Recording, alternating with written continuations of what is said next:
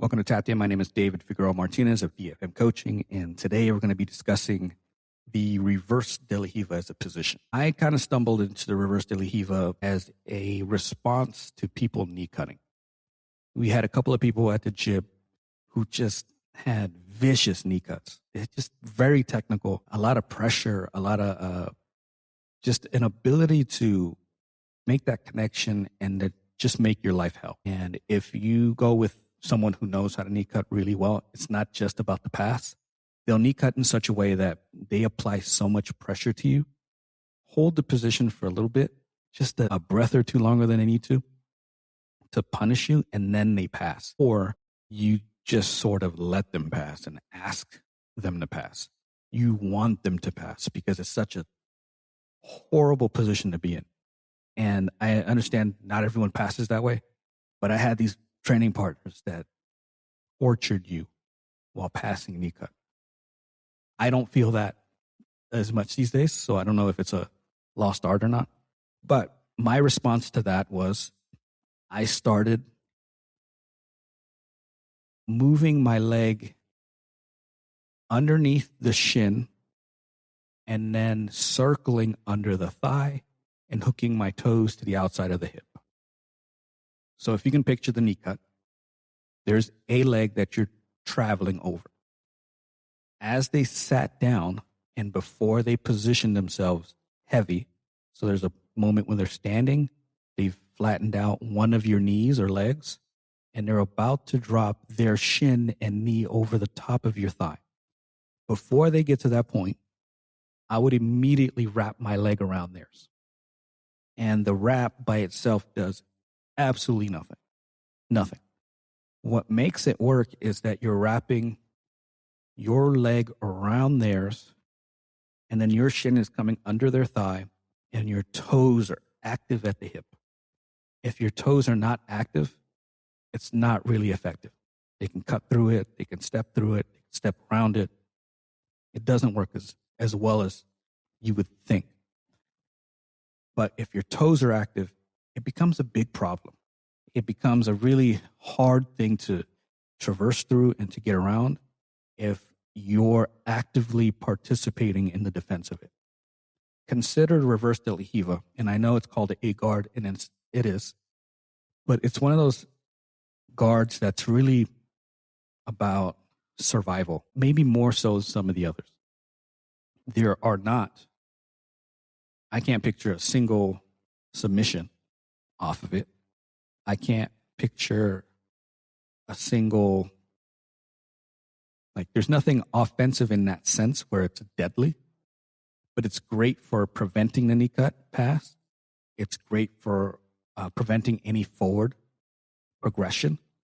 And it's fantastic for keeping people in place. People who want to step away from you or disengage have a hard time doing that. So when I'm in this position, I'm looking to wrap the leg. The bottom arm, I'm on my right hip. My right hand will grab their heel.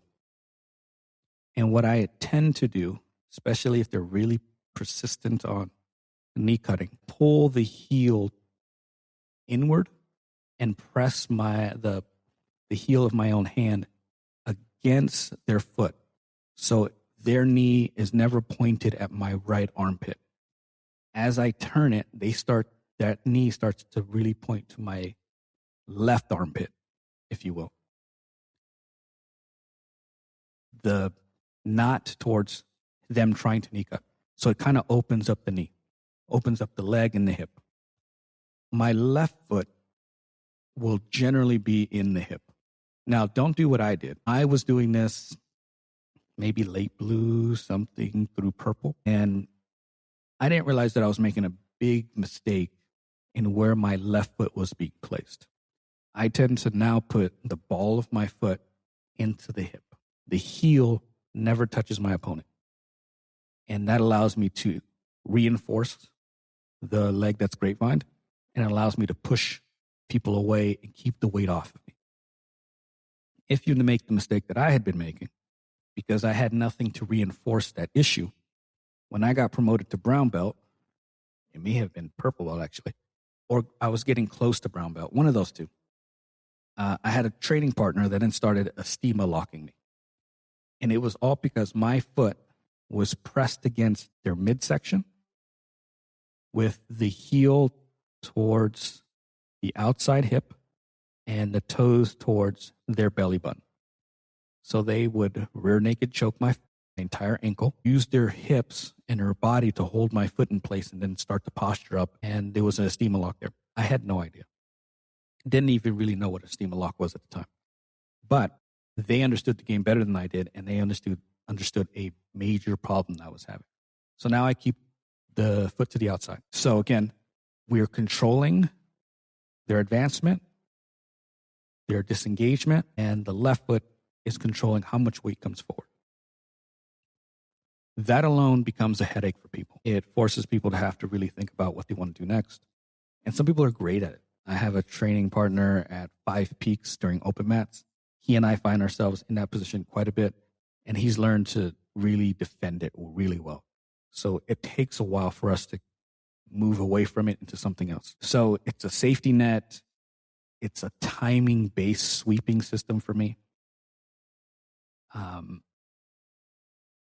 It can be entries into leg locks if that's your game. I find that it gives me paths into butterfly, single leg X, traditional X guard, both feet on the hips. So it can translate and transition into other things from time to time, depending on what your game is. This might just be a pit stop for you. And that's perfectly fine, especially if you got people who like to knee cut or people who want to cut that angle, but maybe not knee cut specifically. You wrap up the leg, you set up the position, and you can kind of hang out there a little bit and see what's next and start to sweep or transition to a guard. Again, there are no submissions from that spot. You have to transition to something else in order to hunt for a submission. My favorite sweep from that position is when they try to disengage, my foot, the one that's wrapping on the inside of their leg, drops down to their ankle. My left foot that's in the hip is going to end up starting to kick away. My right hand that was on their heel transitions from that inside leg to their other leg. And that hand is super important because it'll prevent them from stepping out. So as my left foot pushes, my right foot that's now, or my right leg that's now by the heel ankle area is going to pull, and we start getting that sickle sweep. We can also do tripod sweep from there. It's a different configuration, but definitely possible. People love to berimbolo from there, and it's not as popular as it once was, but definitely doable and definitely useful from that position. There are only two positions that I berimbolo from. It's from Reverse De La Diva and from quarter mount. And the reason I like it from both of those is it's relatively safe for me. I don't get a ton of weight coming down. When I do it from Reverse De La Diva, I have to push them off and then enter the berimbolo. But it's a timing thing. And some people don't let you get enough space, and then you get stuck and it becomes a problem. So it really, it's a little bit of a gamble for me. I want you to understand what the position is, what it isn't, and then you can start building things from there. You can make it as simple as you want or as complicated as you want. For example, if I'm in the gi, sometimes with the left foot, the one that I have in the hip, I will lasso someone's right arm.